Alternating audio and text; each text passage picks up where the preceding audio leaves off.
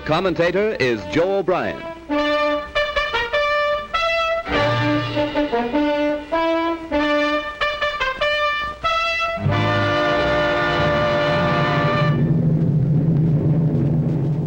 Here is the motion picture record released by the United States Navy of the havoc wrought by the Japs' sneak sky and sea raid on Pearl Harbor, America's mid-Pacific naval bastion.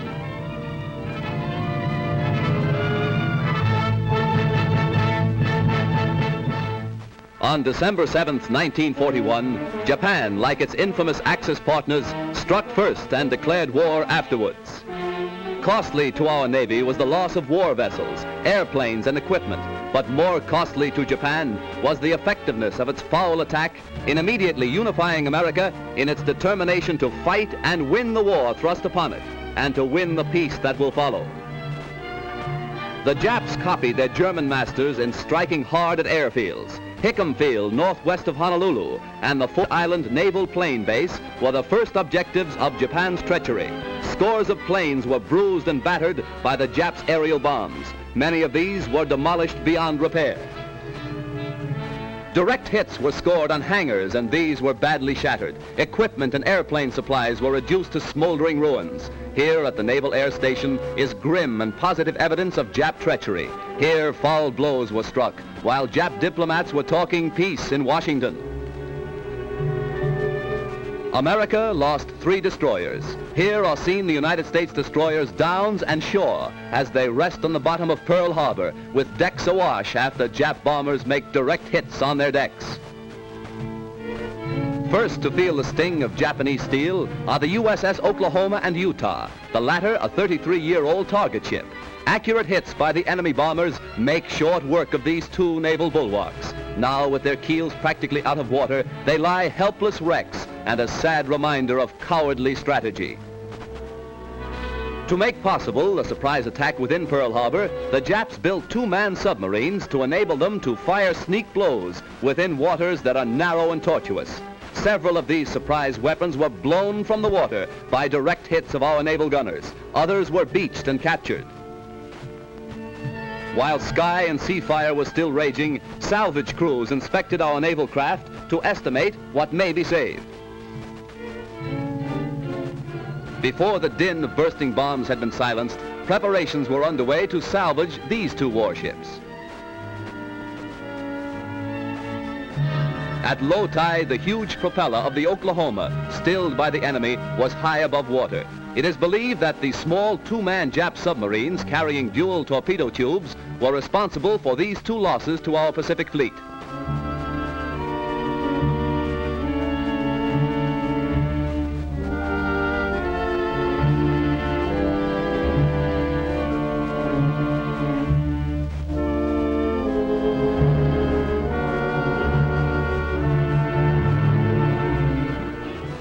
Here is the actual bombing of the mighty USS Arizona by Jap planes. These pictures were made by a fearless cameraman who thought nothing of his personal safety to make possible this record for all posterity. A single lucky hit was responsible for the disaster that befell the Arizona when a Jap bomb falling directly through one of the battleship's funnels exploded in the engine room and set ablaze tons of fuel oil. Dense black smoke billowed to the sky as the massive control tower began to keel over. The Arizona's courageous crew stuck to its guns until the very end. Here was displayed heroism that will live forever in the glorious annals and traditions of the American Navy.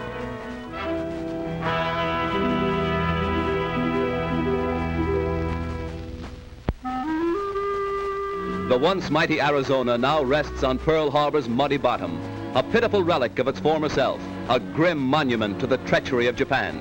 The once mighty dreadnought's armor plate is twisted and torn, but the great battleship's control tower still stands, a defiant beacon that in days to come will cast its shadow upon Nippon's very shores. At Pearl Harbor, at Hickam Field, in the bomb-pocked streets of Honolulu, ever is written history. History with a tragic, treacherous pen. History that 130 million Americans will never forget. And in days to come, the Japs, too, will remember Pearl Harbor. Here is a tragic, unforgettable page in the annals of America. Here, the cunning deceit of the Japs will never be forgotten. Here, they hoped to score a knockout before the war began. The Arizona's gun crews, battered and broken, fired to the last. Their guns pointed skyward, from whence the enemy appeared. The Jap sneak blow cost hundreds of military and civilian lives. The treacherous attack cost our Pacific Fleet 2 battleships outright, another capsized, the loss of 3 destroyers and a mine layer.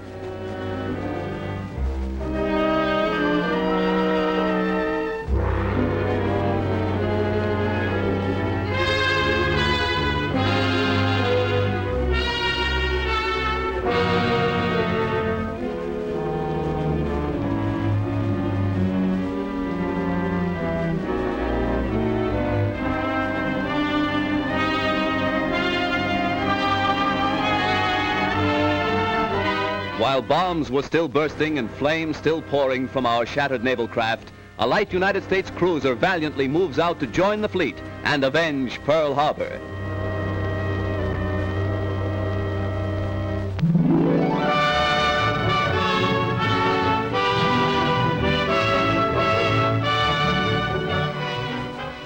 June 3rd, 1935.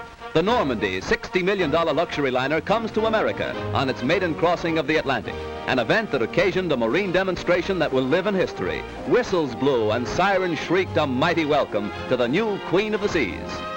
The famed skyline of America's greatest city formed a fitting background for America's greeting to one of the most stately ships that ever crossed the Atlantic. 6 years later, shortly after the United States entered the war, the Normandy was seized and placed under naval guard. Hundreds of civilian workers were put aboard the Normandy, renamed the USS Lafayette, to strip the vessel of its costly furnishings and to prepare it for war duty as a United States transport. February 9th, 1942, the Normandy afire. A fatal tragedy to the big luxury liner and to America. As the flames rapidly spread to devastating fury, workers madly scrambled to safety, while fireboats and fire engines poured tons of water into the stricken vessel. All fire doors, vertical and horizontal, were closed to protect the ship's vitals from the flames, but this was all in vain.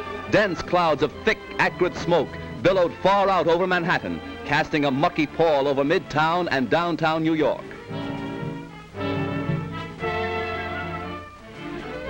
While the blaze was at its height, hundreds of doctors, nurses, and first aid workers were rushed to the scene to remove the wounded and to administer first aid to scores overcome in their efforts to stem the fury of the spreading flames.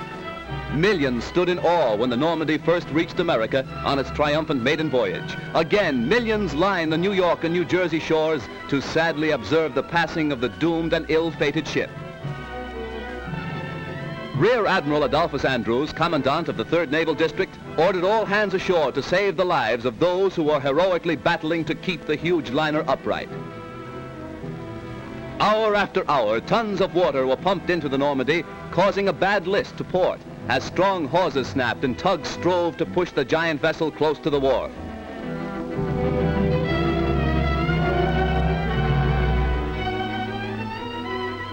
Then, during the night, the Normandy met its final doom, when, with a resounding crunch of ice and a belch of smoke, the 83,000-ton vessel dipped her flame-scarred superstructure into the surface of the Hudson River.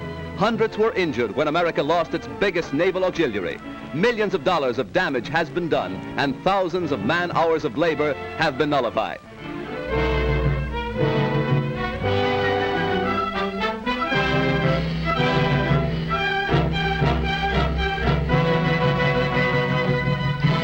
Accident or sabotage, the world may never know. But the fate of the luxury liner Normandy, rechristened the USS Lafayette, is one of the major catastrophes of our day.